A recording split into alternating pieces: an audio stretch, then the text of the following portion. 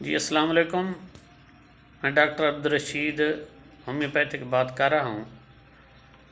میری طرف سے دیکھنے اور سننے والوں کو خوش آمدید۔ میری ویڈیو کا عنوان آج ہے دمہ یعنی استھما۔ دمہ اور استھما کیا ہے اور اس کا علاج کیا ہے؟ دمہ 3 قسم کا ہوتا ہے، ایک بلغمی دمہ، ایک الرجی دمہ اور ایک قلبی دمہ۔ ان کی وجوہات کو جاننے کے بعد ہی علاج ممکن ہے۔ ڈاکٹر حضرات جو ہیں وہ صرف یہ دیکھتے ہیں بھئی آپ کو دمہ ہے، سینے کی سیٹی بج رہی ہے، بس دمہ ہے، دمے کی دوائی دے دیتے ہیں، مریض بالکل ٹھیک ہو جاتا ہے۔ لیکن چند دن کے بعد جب دوائی ختم ہوتی ہے تو پھر اسے دوبارہ عارضہ شروع ہو جاتا ہے۔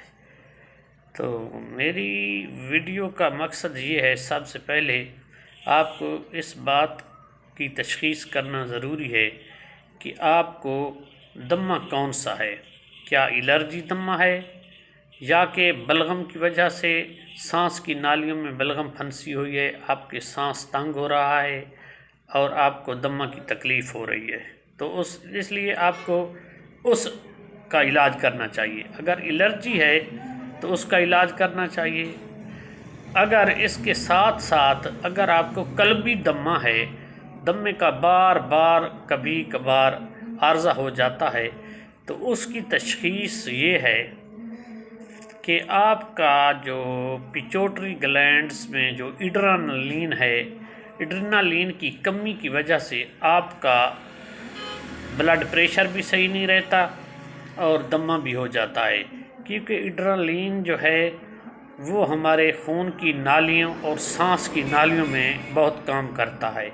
ایک تو سانس کی نالیوں کو سکڑنے نہیں دیتا، جس سے سانس ہم آسانی سے لے سکتے ہیں۔ دوسرے نمبر پر بلڈ پریشر بھی ہمارا اسی طرح درست رہتا ہے کہ نالیاں سکڑ نہیں سکتی اور خون آسانی سے گزر جاتا ہے۔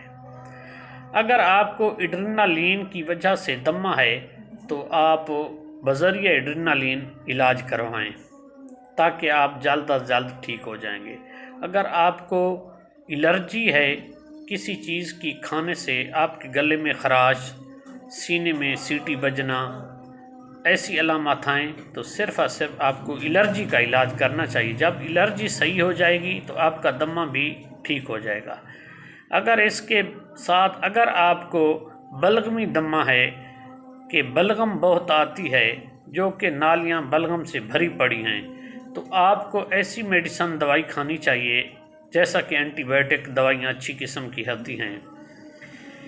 وہ دیکھنا یہ ہے کہ یہ کوئی بیکٹیریا انفیکشن ہے یا آپ کے پھیپھڑوں میں کوئی ٹی بی جیسے انفیکشن کی وجہ سے آپ کو یہ تکلیف لاحق ہوگی۔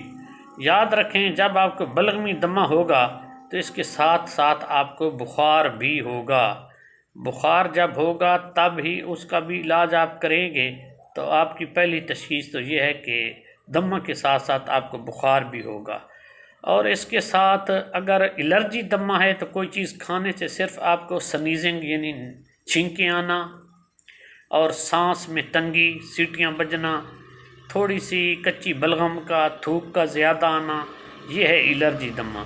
اگر قلبی دمہ ہے تو آپ کو کوئی الرجی وغیرہ کی شکایت نہیں ہوگی، اچانک آپ کو دمہ ہو جائے گا اور وہ دورے کی شکل میں ہوگا۔ وہ بہت خطرناک ہوتا ہے اور سخت قسم کا دمہ ہوتا ہے۔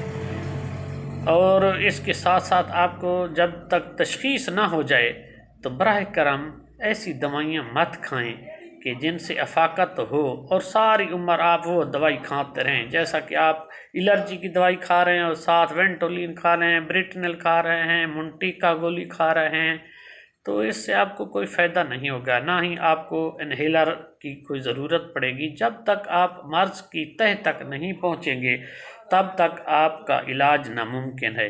تو براہ کرم اپنے معالج سے رابطہ کریں اور اس کو آگاہی کریں کہ آپ کو دمہ کس وجہ سے ہوتا ہے اور دمہ آپ کو کیا ہے۔ جبکہ ڈاکٹر صاحب بذریعہ ٹیسٹ ایکس رے یا کہ آپ کی سی بی سی میں جو ٹی ایل سی ہے یا ای ایس آر ہے انفیکشن کے ذریعے بھی اس کو پتہ چل جائے گا کہ مریض کو بلغمی ہے یا الرجی ہے۔ تشخیص کر کے مہربانی کر کے علاج کرائیں تاکہ آپ جلد از جلد ٹھیک ہو جائیں۔ میری ویڈیو پسند آئے تو میرے چینل کو سبسکرائب کریں اور ویڈیو کو لائک کریں۔ اللہ حافظ۔